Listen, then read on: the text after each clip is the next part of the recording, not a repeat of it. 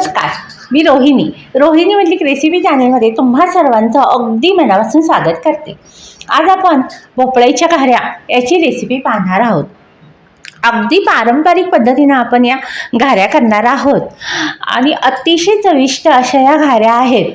काही जण याला भोपळ्याचे घारगे म्हणतात, काही जण लाल भोपळ्याच्या पुऱ्या म्हणतात, काही जण आसावरी घारगे म्हणतात.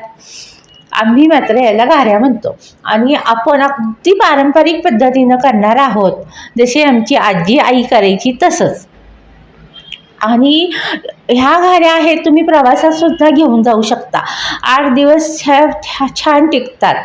तसेच अगदी भूक लागली वगैरे तर तुम्हाला पोटपूजेसाठी सुद्धा छान आहेत.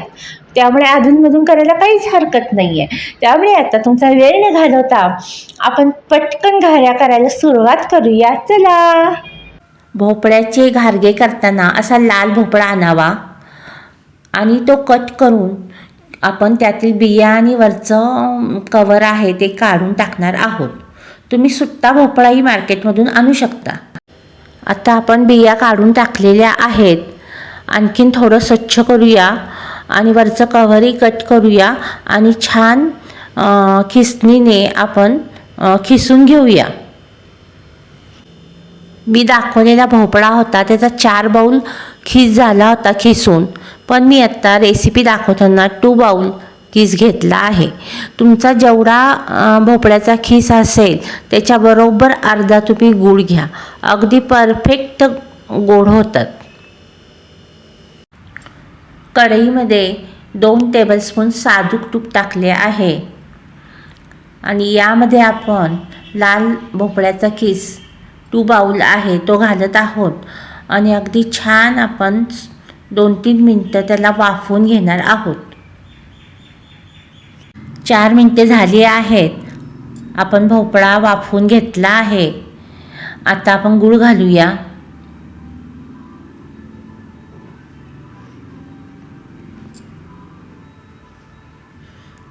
आपण बारीक खिसणीने भोपळा खिसला आहे आणि त्यामुळं भोपळा अगदी छान शिजला जातो आणि गुळामध्ये अगदी छान मुरून एकजीव होतो. आता आपण ह्याला छान शिजेपर्यंत आपण हलवत राहायचं आहे. गूळ छान वितळलेला आहे. आता आपण यामध्ये जायफळ खिसून टाकूया. जायफळाचा सुंदर वास येतो आपल्या घाऱ्यांना. कोणाला विलायची पावडर आवडत असेल त्यांनी विलायची पावडर टाकावी. काही जण बडीशेप टाकतात. आपल्या आवडीनुसार टाकावे. आता आपण याला छानपैकी शिजवणार आहोत. अगदी झाकण लावून आपण 15-20 मिनटं शिजवणार आहोत, म्हणजे भोपळा अगदी आपला सॉफ्ट होऊन जाईल. आणि अधूनमधून 2-3 मिनिटांनी हलवत राहा.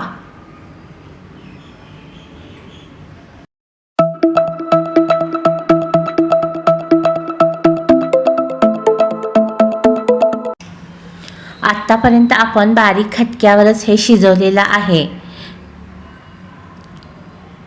15-20 मिनिटात आपला छान भोपळा शिजून आला आहे. आता गूळ आपण आटवेपर्यंत हे शिजवूया.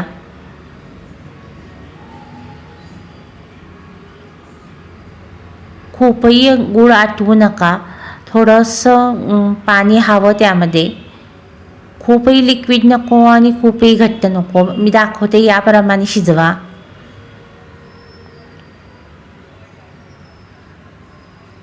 खूप जर घट्ट केलात तुम्ही हे मिश्रण तर गव्हाचं पीठ खूपच कमी मावेल आणि खूप पातळ केलं तर खूपच जास्त गव्हाचं पीठ टाकावं लागेल आणि तुमच्या घाऱ्या कडक होतील. मी दाखवते याप्रमाणे तुम्ही शिजवा.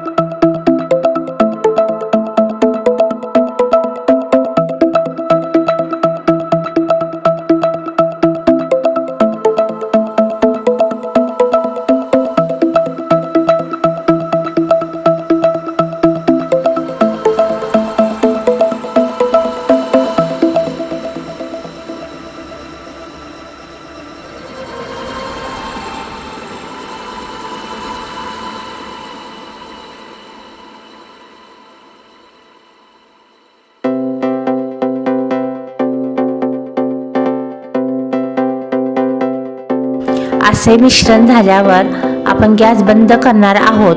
झाकण लावून थंड होईपर्यंत ठेवणार आहोत. थंड झाल्यावर पीठ घालायचे आहे. हे मिश्रण पूर्णपणे थंड झालं आहे. आता आपण यामध्ये गव्हाचं पीठ मिक्स करूया. गव्हाच्या पिठाचं मोजमाप असं काही नाही आहे. आपण यामध्ये जेवढं पीठ मावेल तेवढं घालणार आहोत. पीठ घालताना आपण मळताना हे खूप सैलही नाही मळणार आहोत किंवा खूप घट्टही नाही करणार आहोत. आपण थापटून हे करायचे आहेत.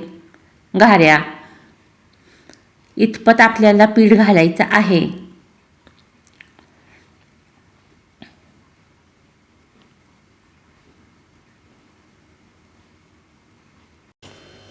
आपल्या घाऱ्यांना चव छान यायची असेल तर भोपळ्याचं प्रमाण जास्त असावं. पीठ घालताना आपण त्यानुसारच घालावे. यामध्ये तुम्ही तांदळाचे पीठही 2 टेबलस्पून ॲड करू शकता.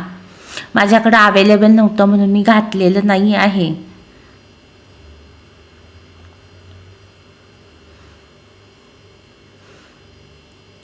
आत्तापर्यंत मी पूर्ण 1 बाउल पीठ घेतलं आहे. अजून थोडे पीठ लागेल. मी 4 चमचे कडकडीत तेल घेतले आहे. चवीनुसार मीठ टाकावे.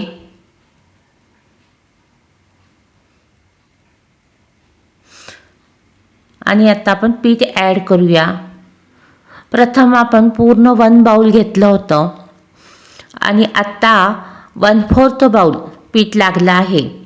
म्हणजे टोटल मला पूर्ण 1 बाउल प्लस पाव बाउल आपण पीठ वापरलं आहे. 1 प्लस पाव बाउल.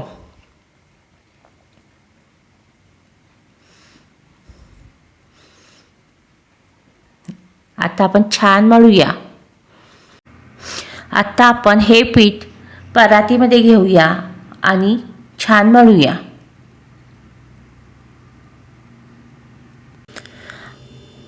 परातीत पीठ घेऊन आता आपण मळत आहोत. हाताला थोडे थोडे तेल लावून मळावे. असे छानपैकी मळून ठेवायचे आहे.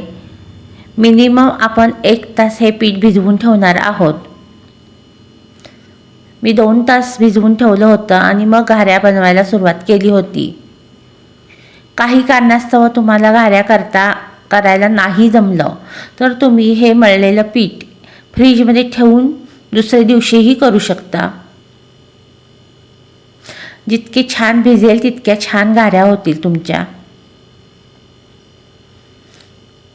अशा प्रकारे पीठ भिजवा. आपण हे थापटून करणार आहोत.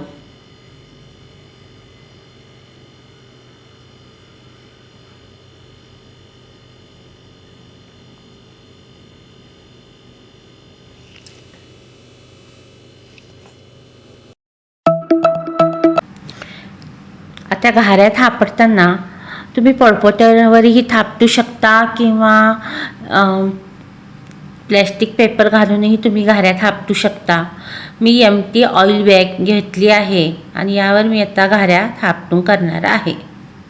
प्रथम हाताला थोडे तेल लावावे आणि एक छोटासा गोळा घ्यावा आणि थापटावे. प्लॅस्टिक पेपरलाही थोडं तेल लावावं. ही ऑइलचीच बॅग असल्यामुळे मला तेल लावावं लागलं नाही प्रथम जास्त. आता वरून आपण तेल लावणार आहोत. तेल छान गरम झालं आहे की नाही पाहण्यासाठी थोडा तुकडा घालून पाहावा. तेल मस्त गरम झालं आहे. आता आपण घारी तळून घेऊया.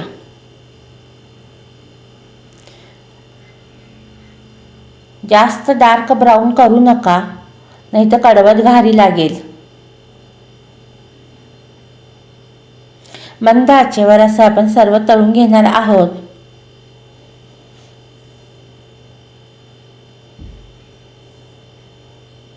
अशा प्रकारे सर्व घाऱ्या करून घेऊया. या घाऱ्या बाहेर 4-5 दिवस छानपैकी टिकतात आणि फ्रीजमध्ये 8-10 दिवस छान राहतात. प्रवासात नेण्यासाठी सुद्धा खूप उपयुक्त आहेत.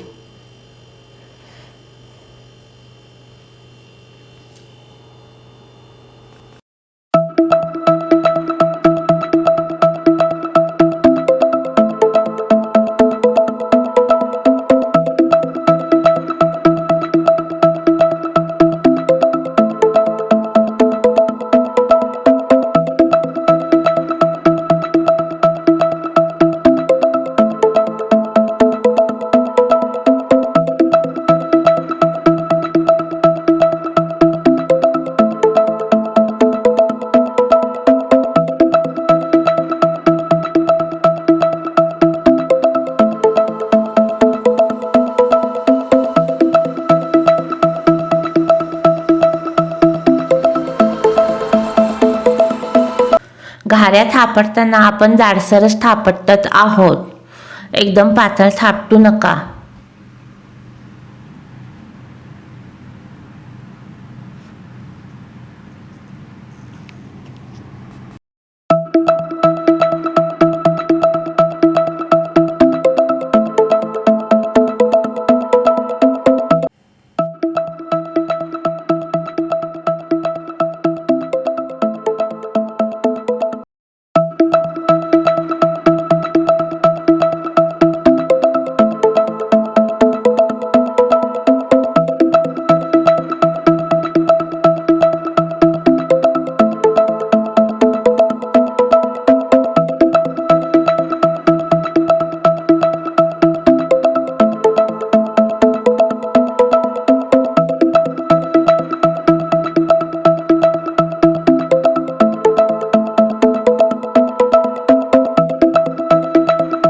कशा वाटल्या घाऱ्या? नक्की ट्राय करून पहा. आणि माझ्या चॅनेलवर जे कोण पहिल्यांदा आले आहे त्यांनी आठवणीनं सबस्क्राईब करा आणि साईडला जे बेल आयकॉन आहे तेही प्रेस करा, म्हणजे मी रेसिपी अपलोड केल्या त्याचं नोटिफिकेशन तुम्हाला सर्वप्रथम मिळेल आणि तुम्ही कोणतीही रेसिपी मिस नाही करू शकणार. आणि आपण असेच पुन्हा भेटू एका सुंदरशा रेसिपीसह. थँक्यू.